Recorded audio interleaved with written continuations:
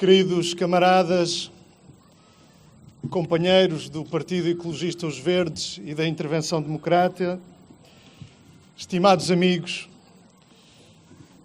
em 1959, na introdução que escreveu ao livro Lisboa, Cidade Triste e Alegre, dizia José Rodrigues Miguéis que as cidades nascem e morrem todos os dias, transfiguram-se, sem perder a essência.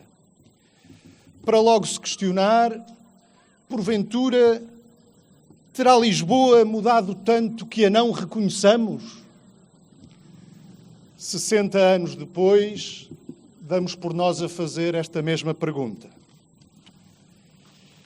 Sob a sua fachada de cimento áspero, foi-se o turista nutrido de receitas e clichês, mas agora, como então, nas palavras de Miguéis, a cidade de traseiras vira as traseiras para as avenidas da prosperidade dos outros. É uma Lisboa assim, aquela que chegou aos nossos dias, feita de luz e de sombras, feita de avenidas e de traseiras.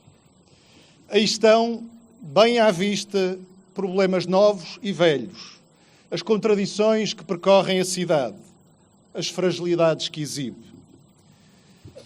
José Saramago, que dá nome ao largo em que estamos, que justamente dá nome ao largo em que estamos, dizia de Lisboa: levantam-se muros de betão sobre as pedras antigas, transtornam-se os perfis das colinas, alteram-se os panoramas, modificam-se os ângulos de visão.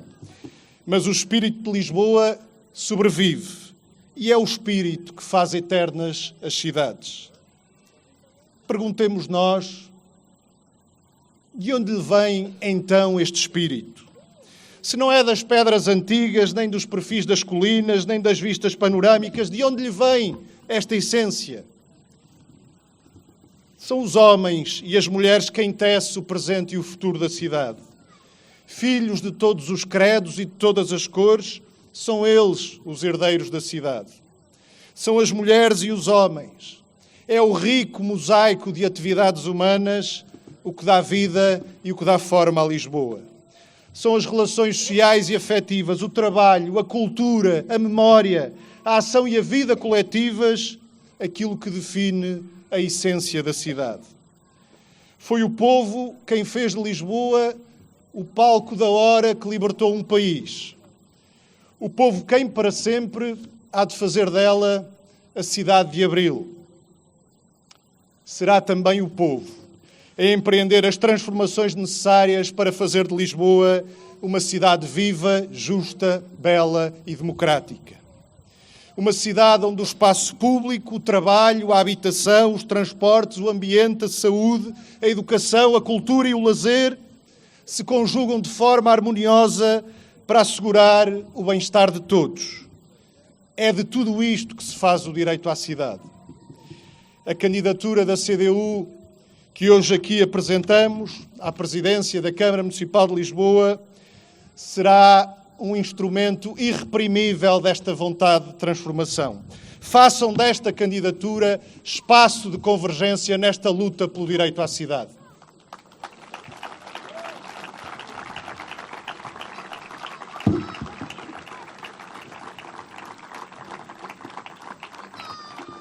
Caros amigos, caros camaradas, segundo a visão neoliberal da cidade, nenhum plano urbanístico é melhor do que plano nenhum.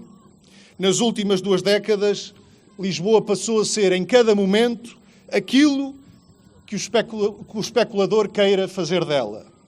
O sentir, a vontade, as necessidades da população foram relegadas para segundo plano. O interesse privado sobrepôs ao interesse público. A via verde para o promotor imobiliário contrasta com a aversão à participação cívica. Os processos de participação pública, reduzidos a meros formalismos burocráticos, são vistos pela gestão municipal como uma chatice, um fastidioso entrave ao dinamismo do mercado. PS e PSD fogem o quanto podem dos instrumentos de planeamento, sob pretexto da procura de formas mais ágeis de fazer cidade, entenda-se, formas ágeis de estender o tapete à especulação imobiliária que expulsa cada vez mais gente da cidade. Dos condomínios de luxo previstos na unidade de execução da ajuda, ao projeto para o quarteirão da antiga pastelaria suíça, no coração da Baixa, apenas para referir 2 exemplos recentes. Significativamente, só a CDU na Câmara Municipal de Lisboa se opôs a estes 2 projetos.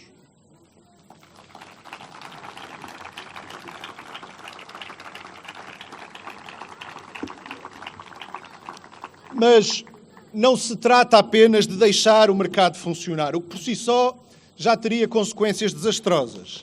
Há uma deliberada política de favor ao promotor imobiliário. Uma política que é lesiva do interesse público. Só isso explica situações como a do Hospital da Luz ou o Hospital da CUF, ambos ocupando terrenos que eram públicos e que foram alienados pela mesma gestão municipal que deu o seu aval ao encerramento de 6 hospitais públicos na zona central da cidade. O dinamismo no acolhimento ao promotor imobiliário contrasta com a inércia na resolução de problemas que se arrastam para lá do que seria admissível. Da Quinta do Ferro ao bairro Portugal Novo, não faltam exemplos. A pandemia deixou a nu o vazio de ideias para uma base sólida de desenvolvimento da cidade. A CDU alertou para os efeitos da monocultura do turismo, para a erosão da base económica de desenvolvimento da cidade, para a falta de equilíbrio e de coerência entre as diversas valências do seu perfil de especialização, para a desvalorização da atividade produtiva, do comércio tradicional, do emprego público. Perante a passividade desta gestão municipal, nos últimos anos, encerraram esquadras, estações de correio, balcões bancários, degradou-se a prestação de cuidados de saúde. Os serviços municipais foram frequentemente geridos sem a devida planificação, de forma casuística, dissociada de uma visão estratégica da cidade, sem envolver os trabalhadores, tantas vezes desvalorizando-os e desmotivando-os.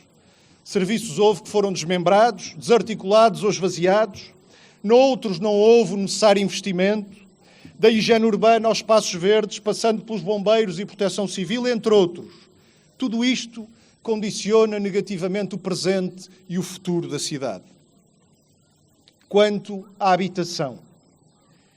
Neste mandato, as promessas de milhares de casas com renda acessível esfumaram-se sem ver a luz do dia. A oferta de habitação pública continua, no essencial, estagnada.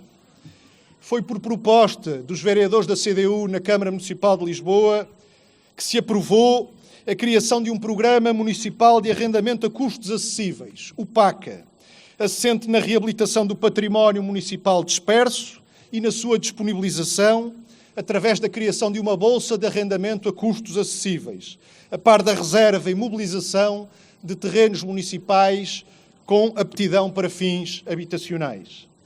Mas este programa foi marcando passo e, salvo uma ou outra operação isolada, não parece querer sair da gaveta em que o enfiaram.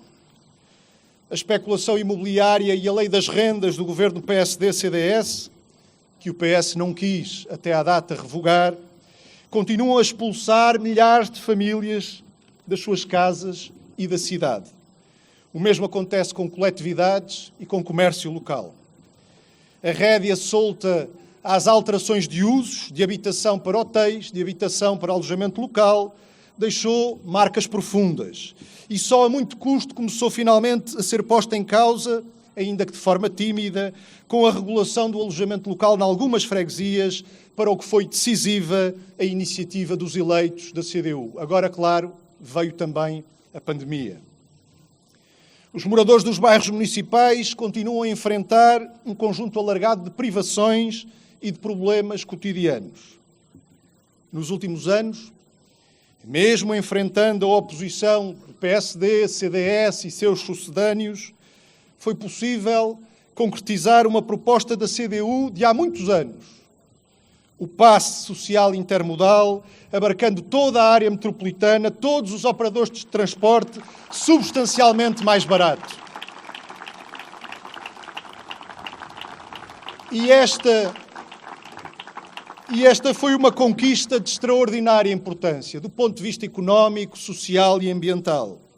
Um passo determinante, mas ainda insuficiente, para a reversão de um caminho de desvalorização, degradação e encarecimento do transporte público. Ele que deve ser, um instrumento central de qualquer política de mobilidade sustentável. Persistem também outros nós por desatar nas políticas de mobilidade, outras opções erradas que importa corrigir. É o caso da política de estacionamento, toda voltada para a maximização das receitas da EML, o que passa por atrair carros à cidade, onde se concentra o estacionamento tarifado, em vez de apostar numa política de estacionamento dissuasor fora dos limites da cidade. É o caso também da insistência na linha circular do metropolitano, uma opção errada que impede ou atrasa a chegada do metro a zonas onde faz falta, como a expansão para a zona ocidental, a ligação da linha verde à linha azul no norte da cidade, ou o prolongamento da linha amarela até Loures. Uma opção que prejudica também as populações toda a coroa norte da cidade, que hão de perder, com a concretização da linha circular, a ligação direta que eles têm ao centro da cidade. Lisboa continua a enfrentar condições ambientais sofríveis, fruto da má qualidade do ar, dos elevados níveis de ruído que ameaçam a saúde das populações.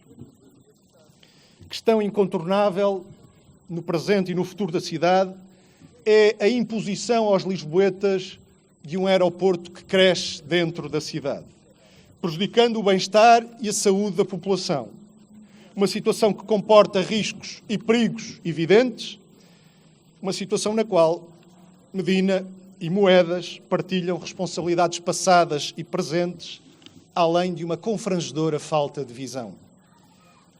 Neste mandato, a Câmara Municipal de Lisboa assumiu competências em áreas onde não as tinha, com a chamada municipalização. Em resultado disso, acumulam-se necessidades de intervenção sem a devida resposta. Por exemplo, ao nível da reabilitação do parque escolar, ao nível da escassez de pessoal nas escolas, nomeadamente assistentes operacionais. Também, nestes 4 anos, a maioria PS-BE continuou a recusar propostas da CDU para a gestão pública das refeições escolares, melhorando a qualidade dessas refeições e as condições de trabalho dos trabalhadores que as confeccionam, mantendo antes a opção pela entrega a privados deste serviço. A pandemia não apaga as responsabilidades da atual maioria numa continuada desvalorização da cultura, visível, por exemplo, na decisão de concessionar a privados equipamentos municipais como o Capitólio ou o Teatro Maria Matos, este que era o único teatro municipal fora do núcleo mais central da cidade, interrompendo um projeto de referência que ali existia. A mesma desvalorização veio acontecendo ao nível das condições para a prática do desporto e da atividade física. Também aqui, nem tudo se deve à pandemia. Houve, porém, medidas importantes de sentido inverso. Por proposta da CDU, foi decidida a criação de um Festival Internacional Literário em Lisboa. Um momento de celebração da língua, da literatura, dos livros, das livrarias e da leitura. Também, por proposta da CDU, foram aprovadas medidas de valorização e alargamento do património museológico da cidade.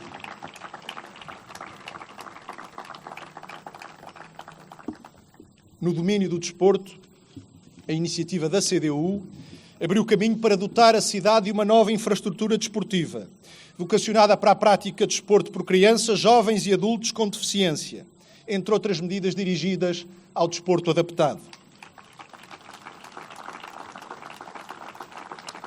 Foi graças à intervenção da CDU que as medidas de emergência no âmbito da Covid-19 foram alargadas ao movimento associativo de base popular.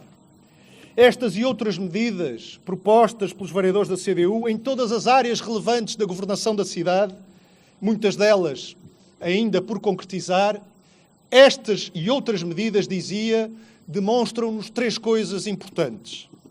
A primeira é que é possível encontrar soluções para muitos dos problemas que Lisboa enfrenta. Assim haja a vontade e a capacidade política para isso. A segunda é que a CDU mostrou ser conhecedora profunda da realidade da cidade. Mostrou ter a vontade e a capacidade para transformar o que está mal. Mostrou estar pronta para disputar e para assumir todas as responsabilidades em Lisboa, incluindo, naturalmente, a presidência da Câmara Municipal.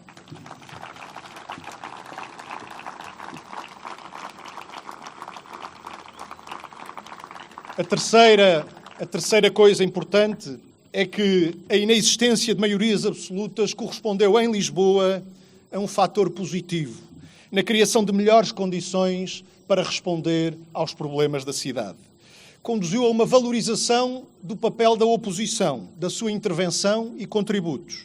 Neste mandato, se não se foi mais longe com estas condições, foi porque cedo o PS contou com o apoio garantido para a viabilização de orçamentos e de opções de gestão que não se afastaram, em alguns aspectos mais negativos, das maiorias absolutas do PS. Não foi por falta de recursos que não se foi mais longe na resposta aos problemas da cidade e no enfrentar dos seus bloqueios.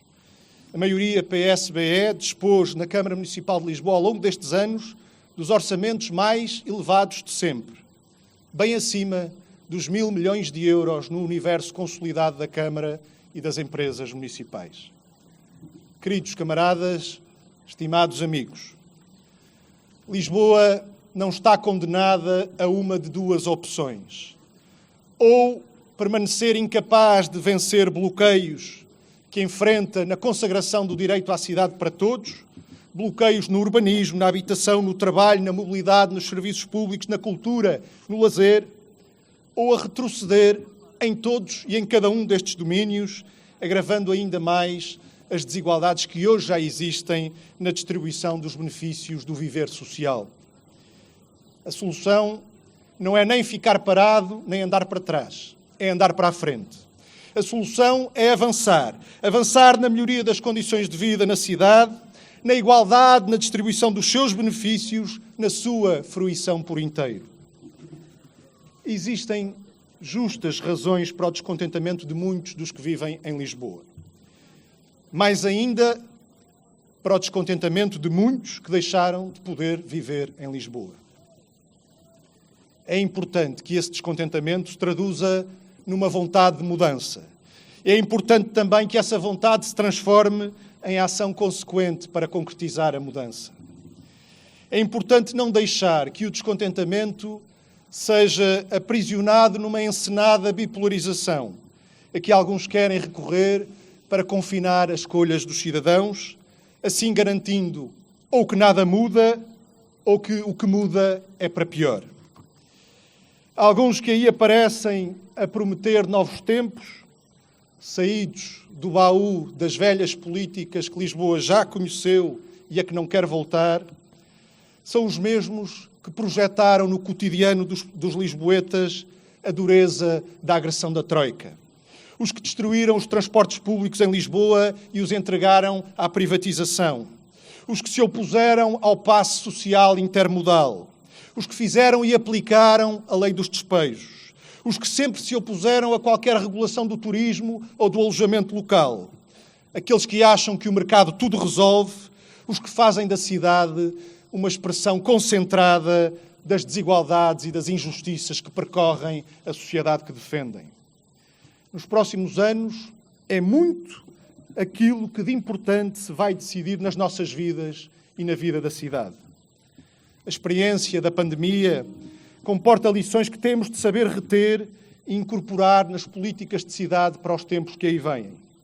A tal cidade viva, justa, bela e democrática está ao nosso alcance, mas exige uma nova governação que a saiba erguer.